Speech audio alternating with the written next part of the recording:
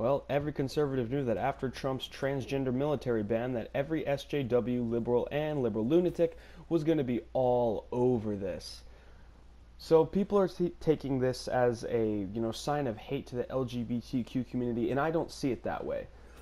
Listen, combat in the military is a very stressful environment. I've had it told to me by many soldiers, including my father who was in Vietnam. This is a very stressful environment being in combat, and soldiers don't need that controversy of, identity politics in combat. It just creates more stress. And next, it's just the United States military, or any military for that matter, its purpose is to protect the people of the country and fight for the country. It's not a social engineering experiment. That's not what it is. Keep identity politics out of the military. It's ridiculous.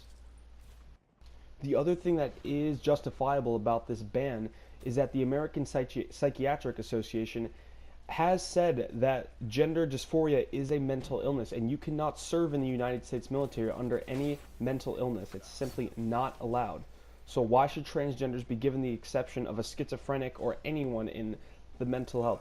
Like it or not, no matter if you think it's a disease or not, the American Psychiatric Association says it is. And while it is classified as a mental illness to the United States government, you cannot serve under a mental illness. It's not allowed. And it's not like transgenders aren't an exception to it. Like I said, any mental disorder you cannot serve in the United States military. For instance, you can't even serve when you're colorblind. Colorblindness, you're not allowed to. So are we, discriminating against colorblind people? No, obviously not. So it's like I said, you can't give transgender people the exception. All right, it doesn't matter. I'm not saying transgender people aren't people too, and this doesn't interfere with their day-to-day lives. They can still vote. They can still go to a restaurant. They can still do all that. That's not what this is about. This is about keeping the environment of the military to a basic level, and putting identity politics in the military is an awful idea. It ruins the premise of the whole military, because now you're turning the military into a social experiment. Like, save that for your classroom studies.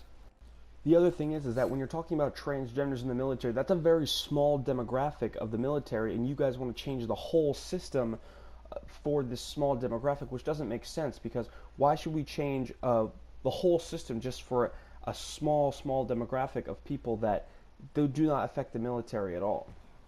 And when you are diagnosed with gender dysphoria in the military, you have to meet with your commander, you have to meet with your healthcare provider, and you have to be diagnosed. And all of that is being paid for by the taxpayer, obviously, since the military is funded by the taxpayer, which is a waste of valuable tax dollars when we could be working on valuable things to the military, like machines and others, and soldiers, providing for soldiers that are actually worth providing for. And I'm not saying that every transgender person wouldn't make a good soldier. I'm saying that for the combat experience that would probably be better with a regular person, it's not worth the cost. Now, the other thing is that the United States government spends about a couple $1 billion on erectile dysfunction pills for the United States military, which I do agree is a ridiculous number, but the fact, why would you want to put transgenders in the military and then add more onto that cost? That just seems completely unnecessary and unfair. So yeah, the country is split very, very half and half on this, it seems, because everywhere I go, I see one person that sees more pros than cons to it, and people that see more cons than pros to it, and it's really split right down the middle. So anyway, I actually support this. I think it's completely justifiable. And look, if you're transgender, I feel bad for you. I'm going into the Army soon. I don't want to. It really sucks that you can't serve, but we need to keep the military to a specific level of, that we can't just be turning the military into a social experiment. That's what it all comes down to. And that's what it's all about. It's not a social experiment. That's not what it's about.